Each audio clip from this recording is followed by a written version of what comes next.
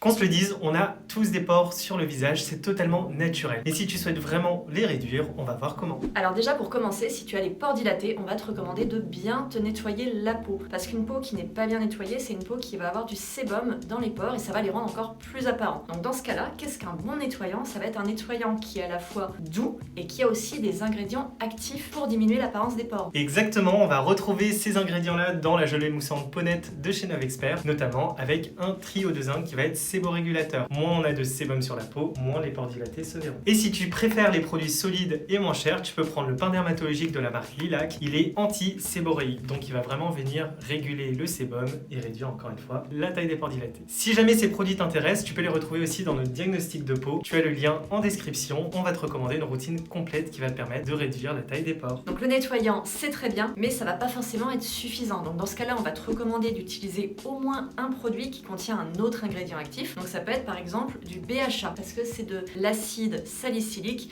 qui va désincruster le pore en profondeur. Et l'effet est assez visible rapidement si tu l'utilises de manière régulière. Donc nous, on va te recommander par exemple de commencer par une lotion exfoliante. Donc ça peut être la lotion de Some By Me qui contient à la fois des AHA, du PHA et du BHA. Ensuite, si tu veux, tu peux utiliser un sérum, donc soit l'un, soit l'autre, ou les deux au choix si ta peau supporte. Donc nous, on va te recommander par exemple le Perfectly Clear de Geek & Gorgeous. Il contient 2% de BHA et en plus il coûte seulement 9 €. Et enfin, si ça ne suffit pas, tu peux utiliser un masque que j'ai déjà présenté par le passé mais qui est hyper puissant, donc il faut faire attention quand on l'utilise sur sa peau. C'est le masque 15 de chez Dermaceutique. Donc c'est un masque qui se présente sous forme d'une pâte un petit peu argileuse. On va venir appliquer sur les zones qu'on souhaite traiter et ça s'utilise quoi? Une fois par semaine, grand maximum, parce qu'on voit tout de suite un effet juste après l'utilisation du masque. C'est vraiment bluffant. Alors je sais que c'est un masque qui est très cher, mais justement vous avez présenté des lotions, des sérums qui sont plus accessibles. Au global, avec tous ces produits qu'on a présentés, il faut faire très attention à leur utilisation car ils peuvent fragiliser un petit peu la peau, notamment pendant la journée. Donc nous, ce qu'on va recommander, c'est plutôt de les utiliser le soir et en journée, on utilise une crème solaire SPF 50. Donc ça, c'est une très bonne solution court terme puisque l'acide salicylique va venir désincruster le pore et il va être, on va dire, propre. Mais sur le long terme, il faut voir que dans ces pores, il va y avoir du sébum à nouveau. Donc ce qu'il faut faire, c'est réguler ce sébum sur le long terme. Pour ça, on va utiliser un ingrédient phare qui est le niacinamide. On en entend souvent parler et le produit que je vais recommander, moi, c'est le Phénotype avec 10% de niacinamide. Alors je sais, beaucoup d'entre vous vont me dire mais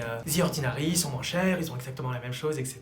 Pourquoi est-ce qu'on recommande celui-là? Parce qu'il n'a pas de zinc. Justement, il sera donc moins asséchant que celui de The Ordinary. Après, 10% de niacinamide, je sais que moi, personnellement, c'est quelque chose que je tolère pas hyper bien. Ça peut me donner un petit peu plus de boutons au bout d'un mois d'utilisation. Donc, on peut avoir des alternatives à ça. Exactement. Si tu veux du niacinamide dans ta routine, mais que tu veux quelque chose de plus doux et de moins dosé, on a l'ampoule B3 de SVR qui est aussi très bien parce qu'elle contient 5% de niacinamide. Déjà à 5%, c'est scientifiquement prouvé comme efficace, mais en plus tu vas avoir des actifs hydratants et apaisants et ça va être beaucoup plus doux. Donc là on vient de voir les produits qu'on te recommandait au niveau des ingrédients, mais il y a aussi des ingrédients à éviter parce que ça va être comédogène. Donc le premier dont on parle souvent, c'est la fameuse huile de coco. Celle-ci, très comédogène, mais il y en a plusieurs. Il y a par exemple aussi l'huile de rose musquée qui est assez souvent présente et assez souvent recommandée, mais par contre à éviter sur des pores dilatés. Concernant les silicones, scientifiquement ils sont pas prouvés comédogènes, mais certaines personnes comme moi, ça va leur faire des boutons. Donc nous on a tendance à pas trop les recommander. Et au-delà de ces ingrédients, il faut aussi avoir une bonne hygiène de vie parce que si on fume, si on est stressé très souvent ou si on mange très gras, on sait que ça peut avoir un impact sur la dilatation des pores. Après, il ne faut pas être extrémiste non plus. Moi je mange McDo une fois par semaine parce que j'en ai un juste en bas de chez moi et j'ai pas pour autant des pores hyper dilatés. Enfin, je pense que tu... Non, ça va.